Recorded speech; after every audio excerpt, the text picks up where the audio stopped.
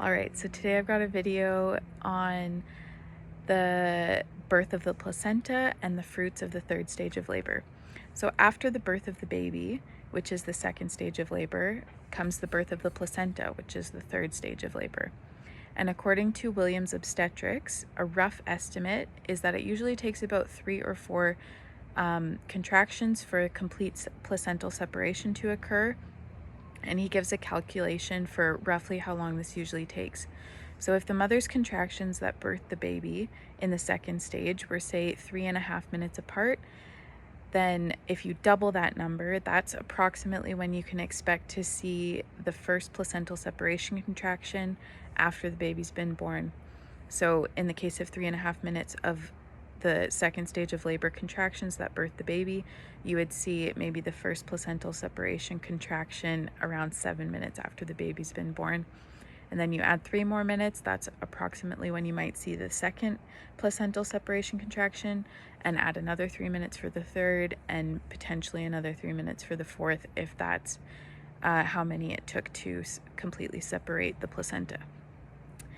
And usually most placentas will separate within 15 to 20 minutes, most definitely within 30 minutes, although it's key to remember that just because the placenta has separated doesn't mean that it's been birthed. And we have a great tool to identify if the placenta has separated or not, if it's still in the mother's body. So these are called the fruits of the third stage of labor. So the first fruit is a watermelon, which is that third stage of labor, a third stage of pregnancy, the third trimester, and labor up to the descent of the baby into the pelvic outlet. So this is most of the labor. And then the second fruit is a honeydew. And so this is actually before the baby's even out. The uterus has retracted from a watermelon down to a honeydew when the baby's head is nearly emerging and the shoulder girdle is already in the pelvis. So the uterus is already retracting and pushing the baby downward and decreasing significantly in size. At this point, the placenta is obviously still in the uterus, probably in the upper uterine segment, because that's where most people's placentas tend to attach. And for a vertex birth, meaning the baby's head is down, the lower half of the baby's body is still in the upper uterine segment, or in the case of a breech birth, it would be the baby's head and shoulders. That's in the upper uterine segment. And the next fruit that comes is an orange. So this is after the birth of the baby. The placenta has separated, so those 3 contractions have come, and is out of the upper uterine segment and moves down into the lower uterine segment. And this stage is quite quick, and a lot of people don't recognize it or know about this stage. And what you're feeling as the orange is the upper uterine segment, which rises about 4 centimeters above the umbilicus. And at this point, the placental site begins contracting to reduce the site where the placenta has attached from about the size of a small dinner plate to about a 2 by 2 inch surface. Then after this comes the grapefruit, which is when the upper and lower uterine segments start to come together again and everything starts to go back into its non-pregnant state. And the entire uterus rests at about the level of the umbilicus within usually about 30 minutes.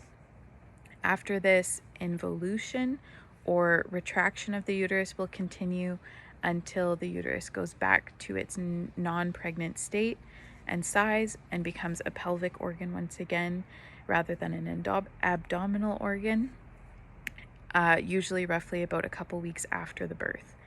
And one great benefit to knowing these fruits when assessing the third stage of labor is that these sizes of the uterus are indicative of where the placenta is while we maybe can't see inside and the placenta has not yet been birthed. If we know that the uterus has clamped down and stopped the bleeding and the placenta has detached but maybe now rests in the vagina, there's usually no reason to rush a mother to expel the placenta, and she will usually do it when she's ready.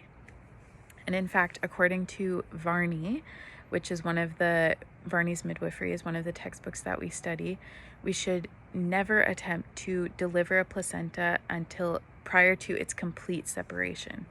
She also advises not to allow the uterus to be massaged prior to placental separation, contrary to what a lot of people think, except where there is a partial separation and excessive bleeding is occurring. She also advises not to pull on the umbilical cord before the placenta separates, and to never pull on a cord with an uncontracted uterus. So before it's that grapefruit size, if it's a honeydew or larger, no touchy touchy. And she also says that we should become experts in identifying placental separation, and says to discipline, I love this part. She says to discipline yourself in the art of waiting patiently and in not feeling pressured into unwise interference with natural processes. So I hope you learned something with this video. Thanks for watching, and I'll see you next time.